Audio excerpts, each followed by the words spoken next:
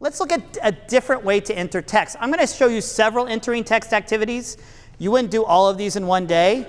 You may choose one that you would do that day and then before you read the part of the book or the book, okay? But I'm going to take you through several of them because we don't have that kind of many weeks together. So this is one way to do it. Another way, like I said, is to work with the words of the text. So let's do an entering text activity with the words of the text. So if everybody could come join me up here, you don't need anything, just you. Here's what we're going to do. You've all got a word, right? One word. Everybody have a word? Anybody not have a word? Okay. So at earlier grades, you might go over these words first. You wouldn't just give it to a kid. Or you may have them turn to a partner and sort of make sure they know what the word is, right? And what the word means. Or you may have them in groups of 4, figure out what the words are and what they mean. And if there's a word that the group doesn't know, they can ask, right? Here, I think you know what all these words are. Does anybody have a question of one of the words? So you would go through that process first before doing this, because kids that have decoding problems may need some help understanding what the word is. We've done that now, okay? So just want to say that. Now you've got the word in front of you. Here's what you're going to do. This is really cool, okay? You are going to create a movement that goes with your word, right? Now, it's got to be a big movement with your whole body. Right? So for instance, let me get a word. Chuckled, right? It's a hard one. Chuckled's a really hard one. So, it's like an obvious one's like, right? But that's too small. That's not my whole body. That's just my my face and a little bit of my body. So chuckle could be, it could be big. You can make it big and exaggerated, right? So chuckled, right? Okay, so here's what we're going to do. I want you all to turn your back to everyone and face the other way. I want you to close your eyes. And on the count of 3, everybody just say your word. 1, 2, 3. Good. Now what I want you to do is in your own little mind, in your own big mind, in your own brilliant mind, picture your movement in your mind. Visualize it first. Don't do anything. But right now, visualize a movement with your entire body, taking care of yourself of that word. You got it? Now, when I count to 3, I want everybody with your eyes closed, nobody can see you, to do it with your whole body. Are you ready to go? 1, 2, 3, go. Yeah, you're just doing it in your mind. Stay backward, stay backward. I mean, you're doing it with your whole body, but you're doing it backwards. You're doing it backwards. Let's try it again, but make it twice as big. Whatever you did, make it bigger. 1, 2, 3, go. There we go. That's great. Now this time, I'm going to count to 3. And I want you to do the movement and say the word at the same time. You ready to go? Here we go. 1, 2, 3.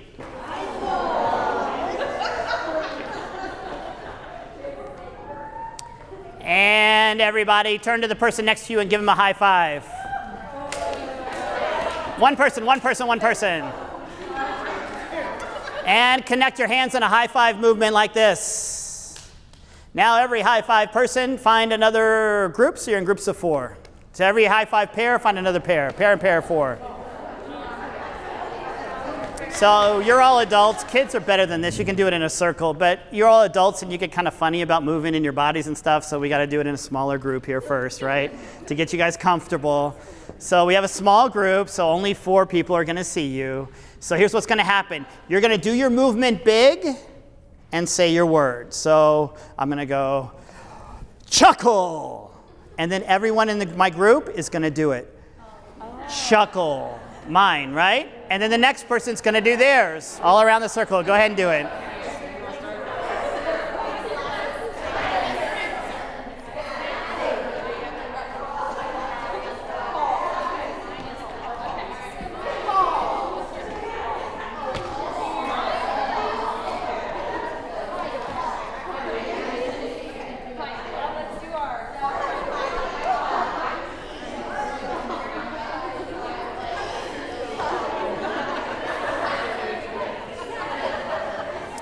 So you can do that in pairs.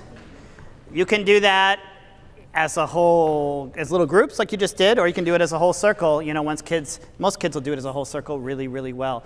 Kindergarten teacher I saw doing it did it really nicely. She had them sit on squares. Some of you might have squares in your classroom. Each person sits in their own square, and then they do it, and they get up and do it, and then they got up in 3, and then they went 1, 2, 3, and the whole group did it with them. So you can do stuff like that too to keep it more contained. We can do it like this too. Watch, we're gonna just go around. And we're not going to go around the whole circle because there are 30, 40 people. But I'm going to show you what this looks like. You're going to do yours, Python, right? And then we're all going to do hers, and we'll just go down the row. Okay, you ready to go? Python. Everybody, here we go. Python. And keep going, really quick. She is so confused about She has chuckle. I'm not sure my word. You don't know, what is your word? She knows it. Huh? Dynamo. Dynamo. That's great.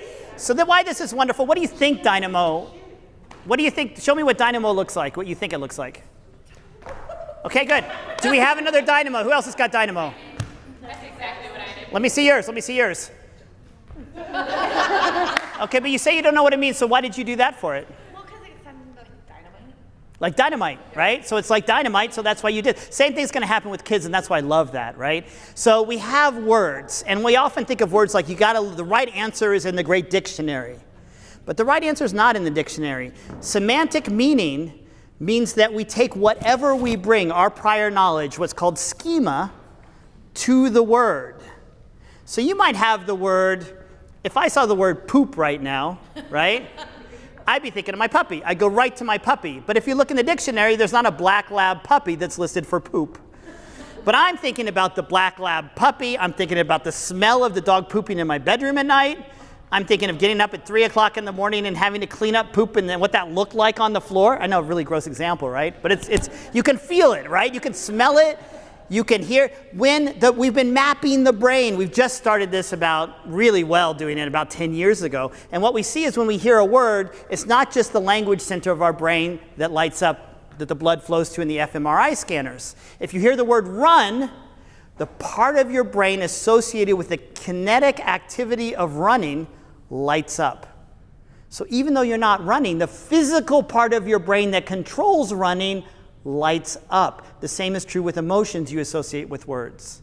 That's why we do this, because words have so much meaning beyond the dictionary. So dynamo, you associate with dynamite.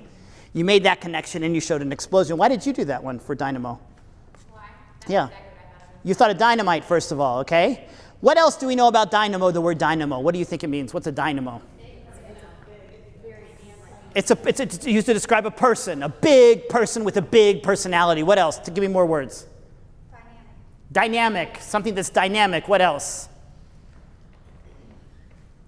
That's good. That's good. We can stop there for now, right? It may have something to do with machinery too, right? Dynamite. Jimmy Walker. Dynamite. Okay, good. It has those associations, so those meanings are embedded in it. We can also look it up in the dictionary right now. But the feeling of the word is important, right? Okay? Okay, so let's do dynamo. Here we go, after that big speech. Okay, here we go. Dynamo. And keep going. Dispenser. Hall.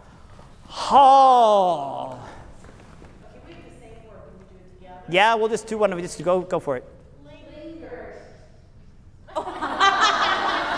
Linger. Dynamo, do it. Dynamo, sorry, because that's our famous word now.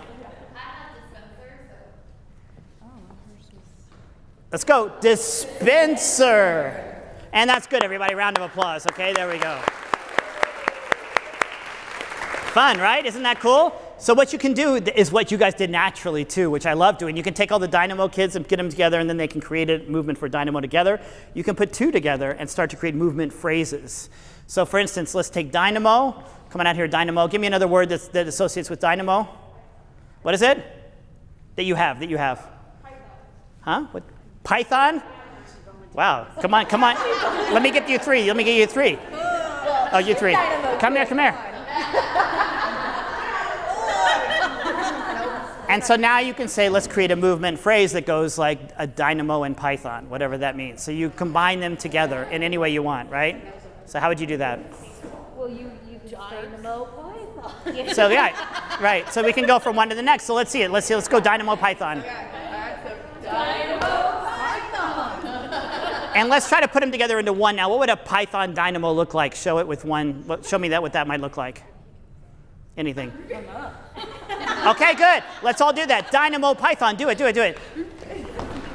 Great, perfect. That's exactly what you can do. So you can create a sequential movement phrase where you go Dynamo, Python, and this word. If you have a group of 4, you can put them together and combine them in something. So it's really fun to play with that in a lot of ways. Okay, good. How'd you like that? Vocabulary and movement. Very simple, right? Very simple. You can have kids come up one at a time and do it in front of the classroom, so it's more controlled if you don't want everybody standing up at once. You can have kids in their seats. 3 people come up and they visualize it first in their seats, and then 3 people come in front of the room and do it. That way you don't end up with complete kindergarten chaos, right? So you can, depending on your groups, middle schoolers can work on the vocabulary in groups and even do something even much more advanced with it. So really fun.